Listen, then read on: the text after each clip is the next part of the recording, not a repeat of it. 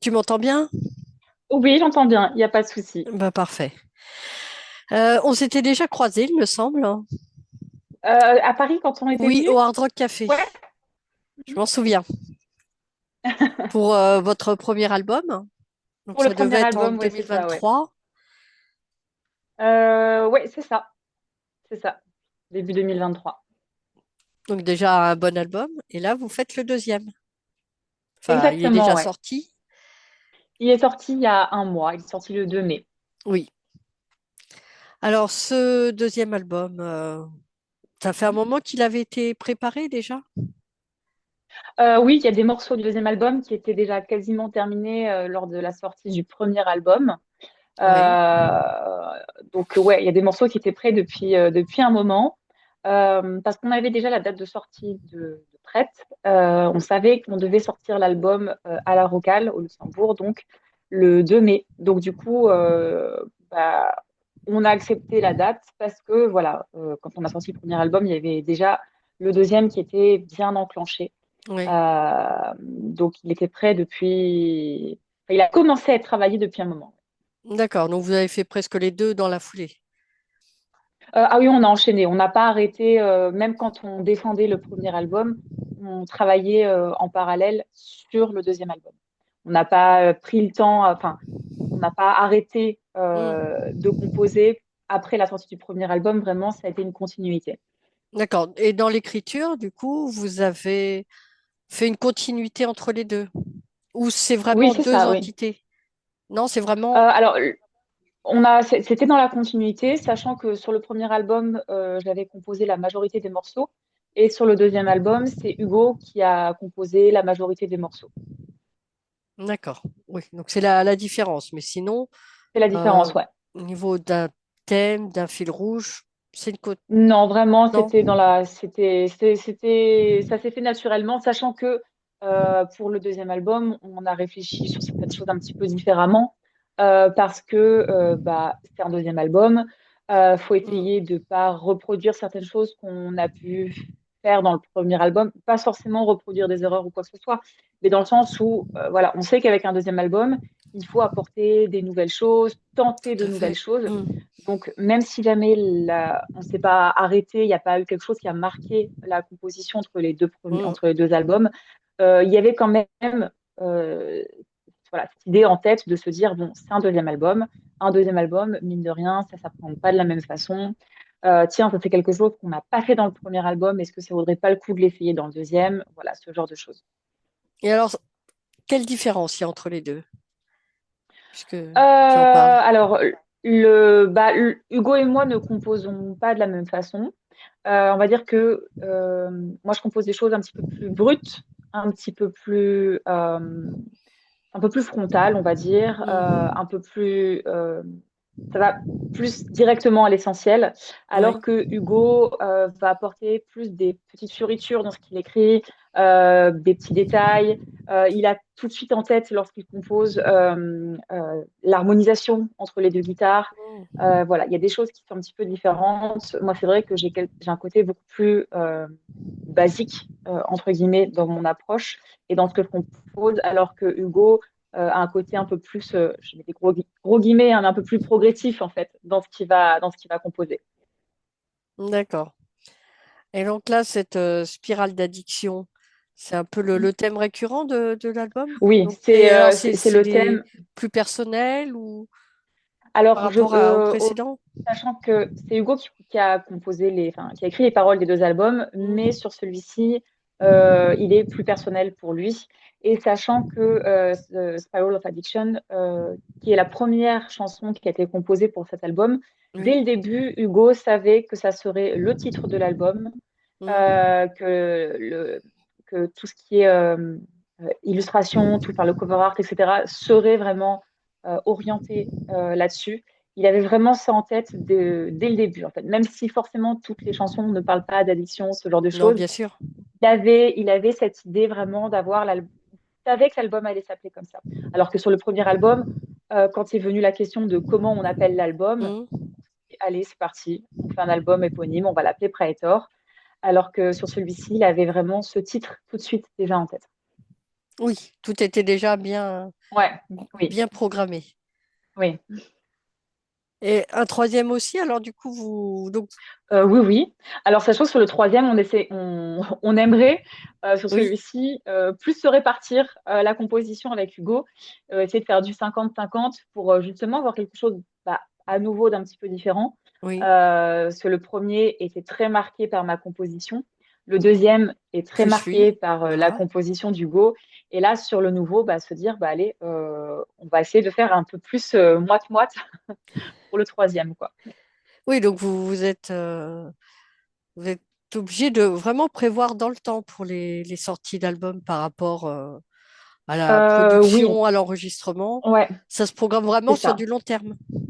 Oui, dans la mesure où, en fait, on a une démarche, c'est pas juste on compose et puis quand c'est prêt, tiens, est-ce qu'on voit pour enregistrer, etc., Mm, etc. On envisage déjà à quel moment on va pouvoir sortir l'album et faire un espèce de rétro-planning, en fait. bien sûr. Se dire si l'album doit sortir à tel moment, on doit l'enregistrer à tel moment, etc., etc. Là, pour ce deuxième album, on a eu 2 ans entre les sorties d'albums. C'était intense, 2 ans, pour et sortir un album et défendre le premier. Aussi, oui. Voilà, là, du coup, je pense qu'on va se laisser un petit peu plus de temps Mm, tout en ayant quand même en tête le fait de, voilà, de ne pas laisser trop de temps entre l'album 2 et l'album 3. Mais bon, là, on en est qu'au début de oui, la quand sortie même. du deuxième album Voilà, faut et voilà, et déjà. d'écriture du troisième. Voilà, c'est ça. Mais on a quand même en tête cette idée de, dès qu'on va avoir suffisamment avancé dans le processus de composition, de se dire, OK, là, on en est là, on a tant de morceaux. Mm, À partir de quand on peut se dire, OK, là, on peut potentiellement entrer en studio, quand est-ce qu'on peut sortir mm, l'album, etc., etc. On laisse pas les choses se faire et après bien on sûr. décide, tiens, on va enregistrer, etc. On anticipe quand même déjà ça. C'est une façon aussi de maîtriser le projet.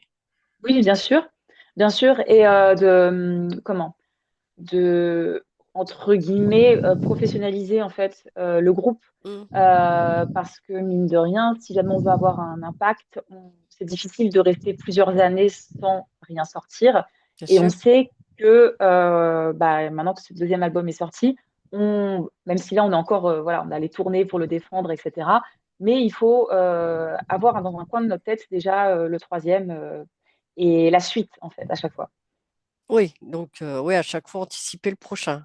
Ouais, Et d'ailleurs, en parlant de tournée, vous avez déjà fait une première partie de oui, tournée c'est avec ça. quelques dates à Ouais. Berlin, voilà. On a fait une tournée en Europe, donc on est passé en République tchèque, en Hongrie, en Allemagne, en Italie, en Belgique.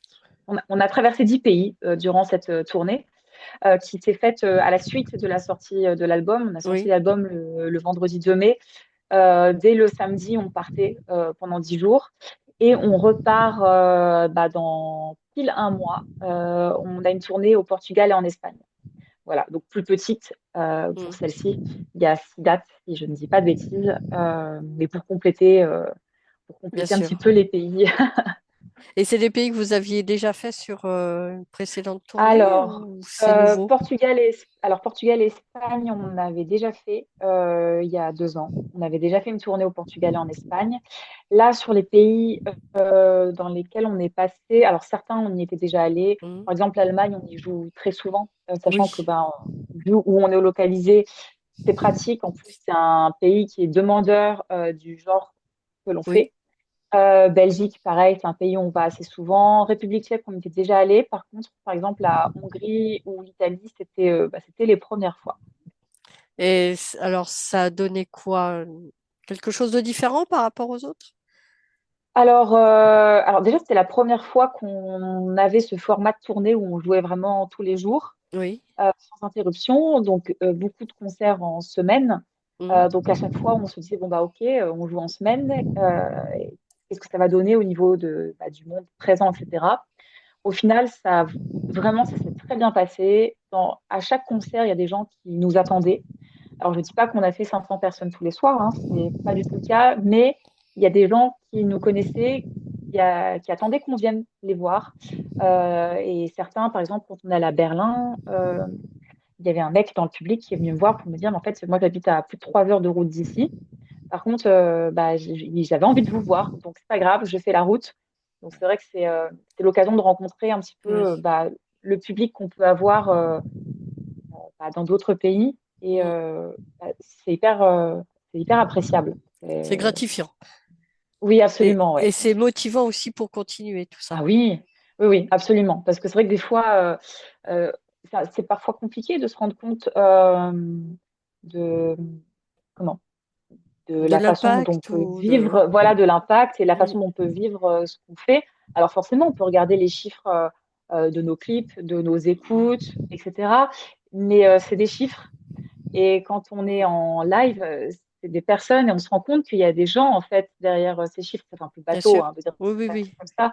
Mais des fois, je pense qu'on oublie un petit peu qu'il y a des personnes qui écoutent, qui aiment ce qu'on fait, qui attendent de vous nous voir en concert. Et Eh oui. dans ces moments-là, c'est l'occasion de rencontrer ces personnes. Donc, c'est hyper Oui. plaisant. C'est le côté humain. C'est le Oui, côté humain absolument. derrière les chiffres, en effet. C'est Et ça. oui, parce C'est que ça. ceux qui regardent, ceux qui achètent, ils existent.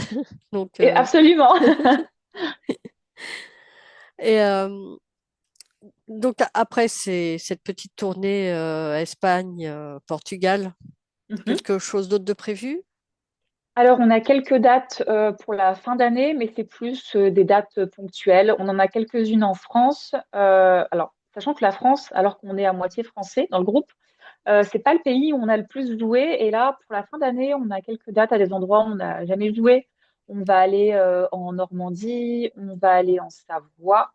Bref, il y a quelques dates à droite à gauche, Oui. quelques dates en Allemagne aussi. Mais là, ça va plus être sur les week-ends où on va faire une ou deux dates. Il n'y a pas à nouveau ce format tournée où on Mm. part pendant 10 jours. Voilà. La fin d'année va être un petit peu plus tranquille au niveau des concerts.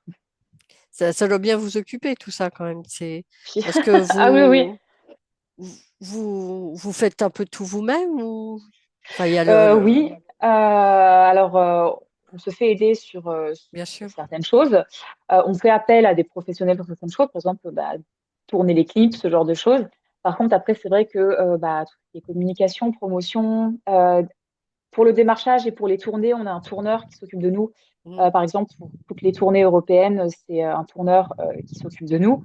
Mais de notre côté, on fait aussi ce travail de démarchage, de contacter les salles, contacter les lieux. Quand il y a des mails, il faut y répondre. Quand il y a des commandes de merchandising, il faut les envoyer. Enfin, c'est Oui, plein de petites choses auxquelles je pense que tant qu'on n'est pas confronté à ça, on ne se doute pas qu'il y a toutes ces petites choses bien sûr. mises bout à bout. Voilà, gérer le site, gérer la boutique, gérer les réseaux sociaux. Enfin, et on fait ça nous-mêmes. Donc c'est vrai que parfois C'est ça va chronophage. vite de se sentir absolument. Ouais, ouais, Oui, ça prend beaucoup de temps, surtout que on a tous les quatre des activités en dehors de ça, des forcément. métiers, d'autres choses. Donc c'est jongler en fait Entre un entre peu tout tout. ça Voilà, et c'est... c'est ça, c'est Après, ça. j'imagine que c'est une question d'organisation aussi, de... C'est une question d'organisation. Puis il y a des périodes qui sont un peu plus intenses que d'autres. Forcément, avant la sortie de l'album, il y avait tous les Mm. clips à tourner. Enfin, c'était beaucoup plus intense comme période que, par exemple, une fois qu'on va être revenu et de la tournée en juillet. Puis on a deux dates aussi au mois de une en Allemagne et une nouvelle au Portugal, mais ponctuelle, où on va juste prendre l'avion. Une fois que ça va être passé, on va pouvoir un peu plus souffler, prendre le temps de se reposer un petit peu, de Aussi. justement penser au troisième album, etc. Là, c'est vrai qu'on est full sur le deuxième, sur la promotion. Là, on va devoir tourner encore un nouveau clip. Donc là, c'est vrai que forcément, c'est beaucoup de travail. Mais bon, on est passionné, donc Oui, on compte pas les heures. je comprends. Et d'ailleurs, en parlant de clips, vous en avez déjà sorti deux, c'est ça? Pour le deuxième album, oui, on a sorti Voilà. deux clips. Ouais, Donc là, ça sera le troisième que vous allez tourner. ouais, ouais, ce sera le Alors, quel troisième. était l'objectif de ces deux premiers clips? Donc, il y a eu la chanson titre. Oui, c'est ça, The Spiral of Addiction et Carefully Selected. Oui, Alors, le fait de faire des clips, c'est en fait tout simplement trouver un moyen.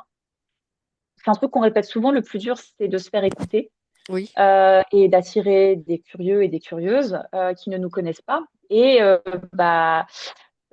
leur donner envie de venir oui. écouter ce qu'on fait. Là, c'est le nerf de la guerre, c'est le plus dur.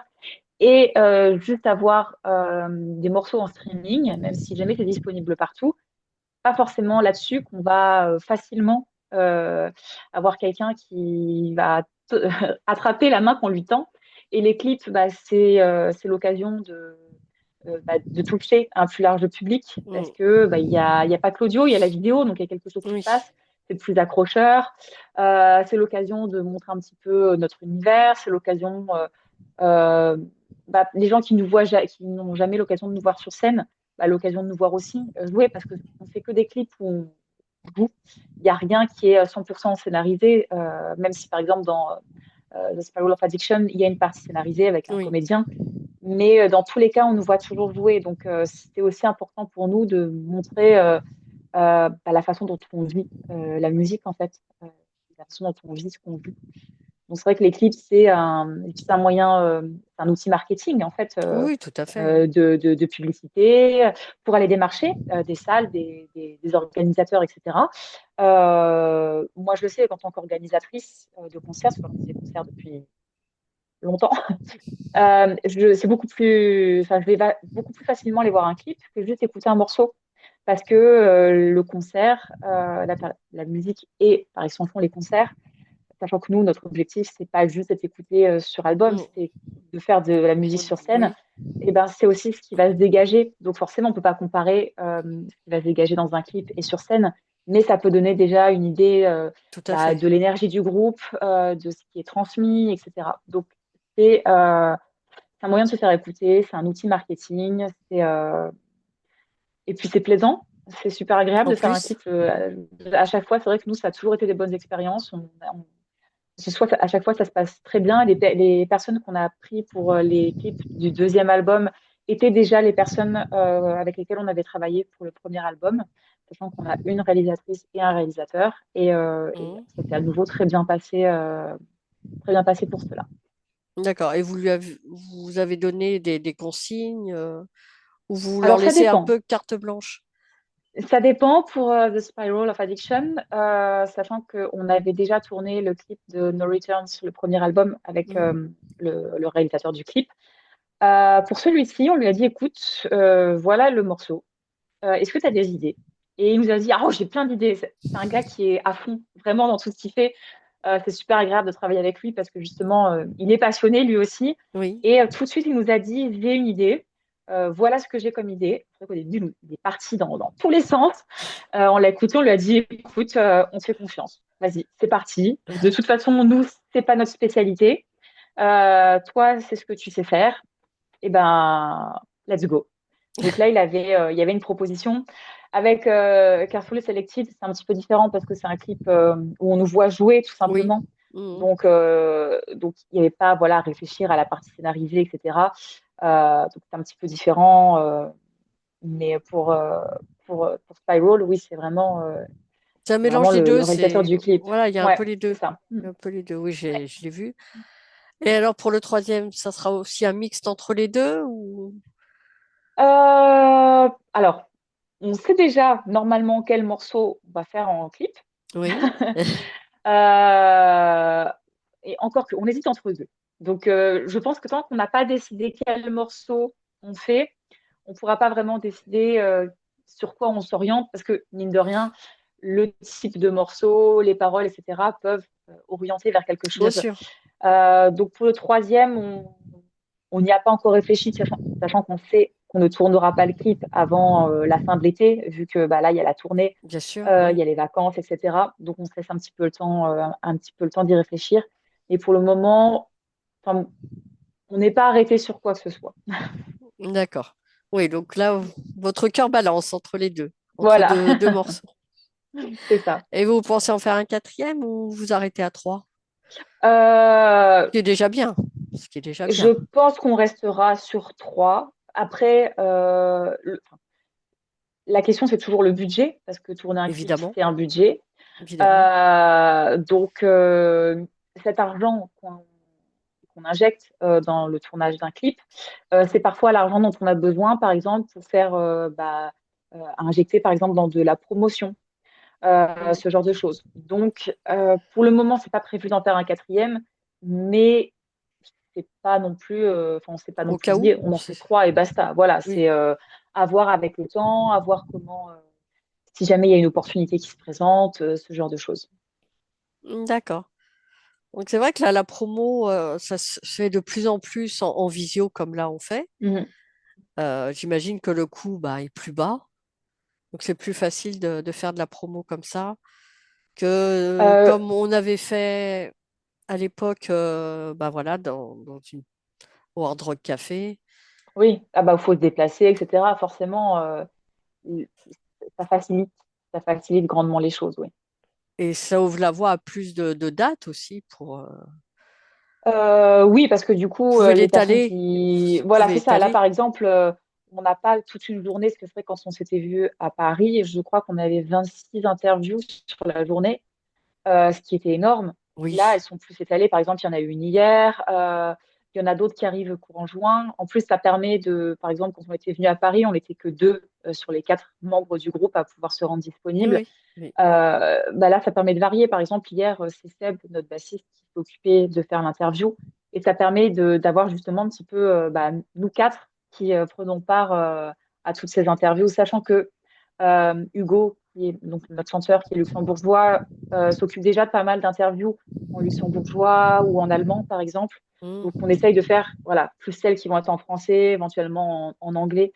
On se répartit un petit peu plus facilement, là, du coup, Et les ça change interviews aussi les possibles. points de vue. Oui, absolument, absolument. Donc là, le futur, c'est Là, le les dates, futur, c'est c'est ça. le clip. C'est ça. Donc vous C'est voyez, bah, vous avez vraiment une vision à long terme. oui, oui, oui. On essaye d'avoir une vision à long terme, sachant que on sait aussi comment on peut s'améliorer sur l'organisation de tout ça, parce qu'on apprend. Hein. Bien sûr, On a fait oui. le premier album, on a fait des erreurs, il y a des choses qu'on aurait pu faire autrement. On corrige un petit peu pour le deuxième album, et puis on continue d'apprendre et se dire, bah voilà, ça s'est passé comme ça, comment on peut faire.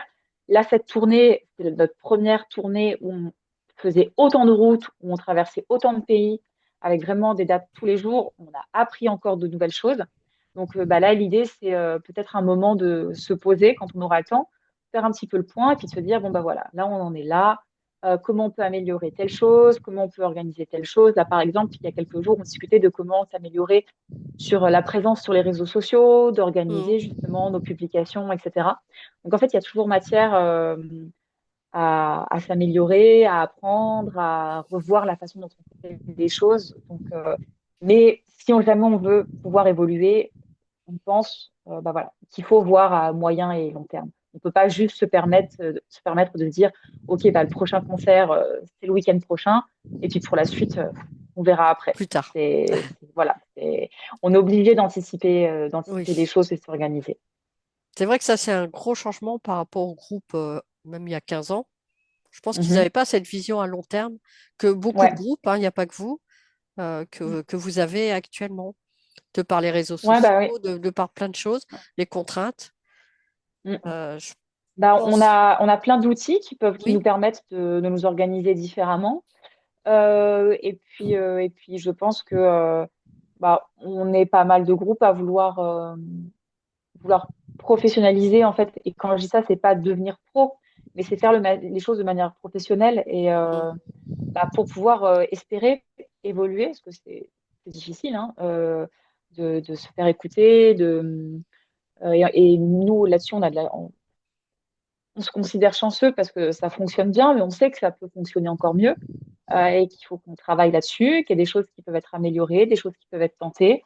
Si jamais on veut pouvoir continuer à grossir et voir de plus en plus loin, eh ben, ça s'anticipe. Par exemple, là, les tournées en Europe, ça s'organise, on va dire, assez facilement. oui, Par contre, on veut pouvoir tourner plus loin dans les années à venir. Bah forcément, si on veut tourner dans des pays qui nécessitent de prendre l'avion ou ce genre de choses, eh ben, les contraintes ne sont pas les mêmes, l'organisation n'est pas la même. bien sûr. Donc Le voilà. matériel, tout, enfin, Et tout ça, ça se travaille dès aujourd'hui, en fait. Voilà. oui, C'est mettre en place aujourd'hui tout ce qui payera, en fait, dans les années à venir. d'accord. Un petit mot pour conclure? Un petit mot pour conclure. Bah, déjà, merci De pour rien. cet entretien. J'espère qu'on se reverra pour le troisième album. Bah, Je ne j'espère, sais là, pas vu encore, comment c'est parti. je ne sais pas encore quand est-ce qu'il sortira, mais il y aura un troisième album, assurément. J'espère Et aussi. puis, et, et puis, et puis voilà, Et puis sur scène on est aussi. content. Vous Sur ferez peut-être scène, une oui, date oui. sur Paris, on ne sait jamais. Alors, on essaye, Je sais que c'est sauf toujours pour le moment, ça ne s'est compliqué. pas fait. C'est toujours compliqué. Là, on a essayé d'en caler parce que, mine de rien, quand on va en Normandie, bah, on s'est dit, ça peut peut-être coller. Mais bon, ça se goupille pas toujours comme on veut. Nos dispos ne sont pas forcément celles des salles. Donc, c'est toujours un peu compliqué. Mais oui, on va finir par venir par jouer sur Paris quand même. Quand même, un jour. Quand même. Oui. Pour le troisième, Ah bah oui, bah, même pour le deuxième, j'espère. pour le J'espère deuxième que ça se fera aussi. avant le troisième. Oui, oui. D'accord.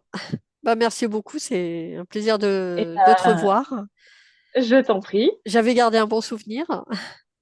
de la première fois. Oui, aussi bien musicalement, Ouais, voilà, que l'interview. humainement. Ok, Oui. super, Bah, super. merci beaucoup. Et ben merci à Bonne toi. Je te soirée. souhaite une bonne soirée. Au À revoir. bientôt.